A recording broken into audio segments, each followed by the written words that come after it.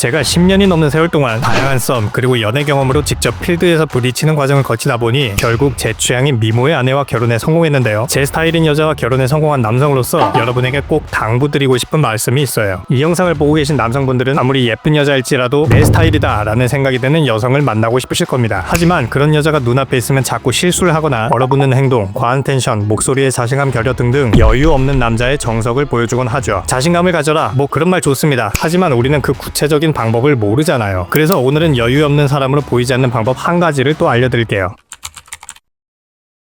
가장 효과적인 전략이 바로 선택지 광범위화예요. 어떤 방법인지 감이 좀 잡히시나요? 여러분이 지금 5일째 굶어서 배가 너무 고픈 상황이라고 가정해볼게요. 당장 음식을 먹고 싶은데 눈앞에 치킨이 딱 한 조각 있어요. 그럼 어떤 감정이 들 것 같나요? 그 치킨을 어떻게든 차지하고 싶어서 본능적으로 갈망과 초조함이라는 과몰입 상태로 빠지게 되죠. 자, 그런데 반대로 지금 눈앞에 치킨 10조각이 있다면 어떨 것 같나요? 어떤 치킨을 먹을지 선택이라는 고민을 하기 시작합니다. 닭다리를 가져올까? 아니면 튀김이 많은 날개를 먼저 가져올까? 오랜만에 닭가슴살 좀 먹어볼까? 그런데 놀라운 건 이 선택이라는 작동 방식이 실제로 남녀 관계에서도 똑같이 적용된다는 거예요. 매력적인 남자가 되려면 가장 기본적으로 갖춰야 될 태도가 뭘까요? 바로 여러 사람들과 썸을 탐으로써 선택할 수 있는 남자가 되는 거예요. 이게 진짜 한 번만 시도해보시면 이래서 여러 여자를 알고 지내야 하는구나 라고 유레카를 외칠 정도로 큰 깨달음을 얻게 되실 수 있는 이유가 있어요. 소심한 남성분들이나 여자만 보면 긴장하시는 분들 또는 수뇌부 성향을 갖고 계신 이상주의 남성분들은 아직 연애하거나 사귀는 사이도 아닌데 이미 한 명의 여자에 꽂혀서 사리 판단이 안 되는 경우가 있어요. 다른 여자는 눈에 안 보이고 오직 그 사람만 보이게 된다는 거예요. 실제로 사기를 당하는 사람들의 심리적인 메커니즘을 살펴보면요, 심리적으로 초조해지게 되거나 타인에 대한 의존도가 높은 사람들은 그 대상의 장점만 보게 됩니다. 즉 단점이 안 보이기 때문에 이성적인 사고방식을 할 수 없게 되고 결국 그 초조한 마음이 강화되면서 본인도 모르게 당하는 거예요. 특히 남자에게 있어서 여자의 외모는 두말할 것 없이 중요한 요인입니다. 그렇기 때문에 이걸 사전에 방지하기 위해서 아직 여성과 사귀는 사이가 아니라면 여러 명의 여자와 연락하고 만나셔야만 여러분에게 심적인 여유가 생긴다는 거예요. 너 아니어도 다른 여자 만나면 된다 라는 마인드가 형성되는 순간부터 대화할 때 한층 더 편안한 내 모습이 나오게 되고 상대방에게 여러분의 밸류가 높다는 인식을 줍니다.